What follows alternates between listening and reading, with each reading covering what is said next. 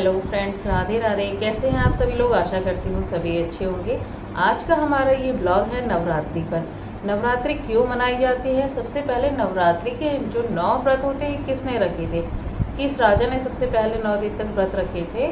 और शारदीय नवरात्रि और चैत्र नवरात्रि में क्या अंतर है, क्यों रखी जाती है, ये सब कुछ आज हम इस वीडियो में देखेंगे। तो आप बने रहिएगा मेरे साथ इस ब्लॉग में। नवरात्रि मनाने के कई कारण हैं। नवरात्रि के दौरान माता दुर्गा के 9 रूपों की पूजा की जाती है। इन 9 रूपों को शैलपुत्री, ब्रह्मचारिणी, चंद्रघंटा, कुष्मांडा, स्कंद माता, कात्यायनी माता, कालरात्रि, महागौरी और सिद्धदात्री कहा जाता है। ये रूप दिव्य स्त्री के विभिन्न गुणों को और विशेषताओं का प्रतिनिधित्व करते हैं। नवरात्रि से जुड़ी एक मान्यता के मुताबिक भगवान राम ने रावण को हराने के लिए माँ दुर्गा की पूजा की थी और 9 दिनों तक व्रत रखा था। इस दिन को बुराई पर अच्छाई की जीत के रूप में मनाया जाता है। शारदीय नवरात्रि का संबंध दुर्गा और महिषासुर के बीच युद्ध से है। माना जाता है कि देवी दुर्गा ने अश्विन के महीने में महिषासुर पर आक्रमण किया और 9 दिन तक युद्ध किया था। 10वें दिन उन्होंने महिषासुर का वध किया था। नवरात्रि की शुरुआत कैसे हुई? माँ दुर्गा स्वयं शक्ति स्वरूपा है और नवरात्रि में सभी भक्त आध्यात्मिक शक्ति, सुख, समृद्धि की कामना करने के लिए इनकी उपासना करते हैं और व्रत रखते हैं। जिस राजा के द्वारा नवरात्रि की शुरुआत हुई थी, उन्होंने भी देवी दुर्गा से आध्यात्मिक बल और विजय की कामना की थी। वाल्मीकि रामायण में उल्लेख मिलता है कि किष्किंधा के पास अरण्यमुख पर्वत पर लंका की चढ़ाई करने से पहले प्रभु राम ने माता दुर्गा की उपासना की थी। ब्रह्मा जी ने भगवान राम को देवी दुर्गा के स्वरूप चंडी देवी की पूजा करने की सलाह दी और ब्रह्मा जी की सलाह पाकर भगवान राम ने प्रतिपदा तिथि से लेकर 9वीं तिथि तक चंडी देवी की उपासना और पाठ किया था। भगवान ब्रह्मा ने चंडी पूजा पाठ के साथ ही राम जी को बताया कि आपकी पूजा तभी सफल होगी जब आप चंडी पूजा और हवन के बाद 108 नीलकमल भी अर्पित करेंगे।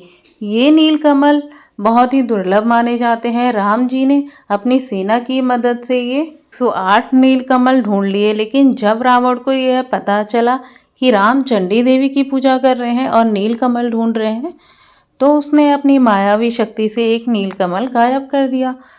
चंडी पूजा के अंत में जब भगवान राम ने वे नीलकमल चढ़ाए तो उनमें एक कमल कम निकला। यह देखकर वो बहुत ही ज़्यादा चिंतित हो गए। अंत में उन्होंने कमल की जगह पर अपने एक आँख माता चंडी पर अर्पित करने का फैसला लिया। अपनी आँख अर्पित करने के लिए जैसे ही उन्होंने तीर उठाया, तभी माता चंडी प्रकट हो गई और माता चंडी उनकी भक्ति से प्रसन्न हुई और उन्हें विजय का आशीर्वाद दिया। मान्यता है कि रावण से युद्ध से पहले भगवान श्री राम ने माता शक्ति की पूजा रखवाई थी। धार्मिक मान्यता के अनुसार श्री राम ने रावण के साथ युद्ध पर जाने से पूर्व अपनी विजय की मनोकामना मानते हुए मां का आशीर्वाद लेने के लिए विशाल पूजा का आयोजन करवाया था। कहा जाता है कि राम देवी के आशीर्वाद के लिए इतना इंतजार करना नहीं चाहते थे। तब से ही प्रतिवर्ष 2 बार नवरात्रि का आयोजन होता है, जहां शारदीय नवरात्र में यह सत्य की असत्य पर व धर्म की अधर्म पर जीत का स्वरूप माना जाता है। वहीं चैत्य नवरात्र में इसे भगवान श्री राम के जन्मोत्सव या रामनवमी के नाम से भी जानते हैं। हर साल रामनवमी के त्यौहार को भगवान श्री राम के जन्मोत्सव के रूप में मनाया जाता है। इस दिन घर और मंदिरों में प्रभु की विधिपूर्वक पूजा की जाती है। मान्यता है कि चैत्र माह के शुक्ल पक्ष की 9वीं तिथि पर भगवान विष्णु ने भगवान श्री राम के रूप में अवतार लिया था। प्रभु राम राजा दशरथ और रानी कौशल्या के घर अवतरित हुए थे। इसीलिए देश भर में अधिक उत्साह के साथ चैत्र माह में नवमी मनाई जाती है। जानिए क्यों मनाई जाती है चैत्र नवरात्रि और शारदीय नवरात्रि, इनके बीच में क्या अंतर है। साल में 4 बार नवरात्रि का पर्व आता है। पहला चैत्र के महीने में। इस नवरात्रि से हिंदू नववर्ष की शुरुआत हो जाती है।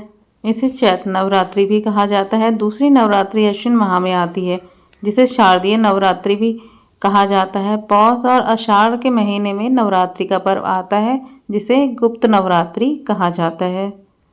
लेकिन उस नवरात्रि में तंत्र साधना की जाती है। गृहस्थ और पारिवारिक लोगों के लिए सिर्फ चैत्र और शारदीय नवरात्रि ही उत्तम माना गया है। दोनों में ही माता रानी के 9 रूपों की पूजा की जाती है। माना जाता है आषाढ़ और माघ में आने वाली नवरात्रि को गुप्त नवरात्रि नाम इसलिए दिया गया है क्योंकि इसमें गुप्त विद्याओं को सिद्ध के लिए साधना की जाती है। गुप्त नवरात्रि में तंत्र साधनाओं का महत्व है जिन्हें गुप्त रूप से किया जाता है, इसीलिए यह गुप्त नवरात्रि कहलाती है। इसमें अघोरी तांत्रिक गुप्त महाविद्याओं को सिद्ध करने के लिए विशेष पूजा करते हैं। साथ ही यह भी कहा जाता है कि जब धरती पर महिषासुर का आतंक काफ़ी बढ़ गया और देवता भी उसे हरा पाने में असमर्थ हो गए, क्योंकि महिषासुर का वरदान प्राप्त था कि कोई भी देवता या दानव उस पर विजय प्राप्त नहीं कर सकता। ऐसे में देवताओं ने माता पार्वती को प्रसन्न कर उनसे रक्षा का अनुरोध किया। इसके बाद माता रानी ने अपने अंश से 9 रूप प्रकट किए, जिन्हें देवताओं ने अपने शस्त्र देकर और शक्ति संपन्न किया। ये क्रम चैत के महीने में प्रतिपदा तिथि से शुरू होकर 9 दिन तक चला। तब से इन 9 दिनों को चैत्र नवरात्रि के तौर पर मनाया जाने लगा। देवी दुर्गा ने अश्विन के महीने में महिषासुर पर आक्रमण कर उससे 9 दिन तक युद्ध किया और 10वें दिन उसका वध किया। इसीलिए इन 9 दिनों को शक्ति की आराधना के लिए समर्पित कर दिया गया। चूँकि अश्विन मास में शरद ऋतु का प्रारंभ हो जाता है, इसीलिए इसे शारदीय नवरात्रि कहा जाता है। शारदीय नवरात्रि के 10वें दिन को विजयदशमी के रूप में मनाया जाता है। चैत नवरात्रि के दौरान कठिन साधना और कठिन व्रत का महत्व है, जबकि शारदीय नवरात्रि के दौरान सात्विक साधना, नृत्य, उत्सव आदि का आयोजन किया जाता है। ये दिन शक्ति स्वरूप माता की आराधना के लिए माने गए हैं। चैत नवरात्रि का महत्व महाराष्ट्र, आंध्र प्रदेश, तेलंगाना और कर्नाटक में अधिक है, जबकि शारदीय नवरात्रि का महत्व गुजरात और पश्चिम बंगाल में ज़्यादा है। शारदीय नवरात्रि के दौरान बंगाल में शक्ति की आराधना स्वरूप दुर्गा पूजा पर्व मनाया जाता है, वहीं गुजरात में गरबा आदि का आयोजन किया जाता है। कैसा लगा आपको हमारा आज का ये वीडियो ज़रूर बताइएगा और प्लीज़ लाइक, शेयर, सब्सक्राइब करना ना भूलें। मिलते हैं अगले वीडियो में, तब तक के लिए राधे राधे।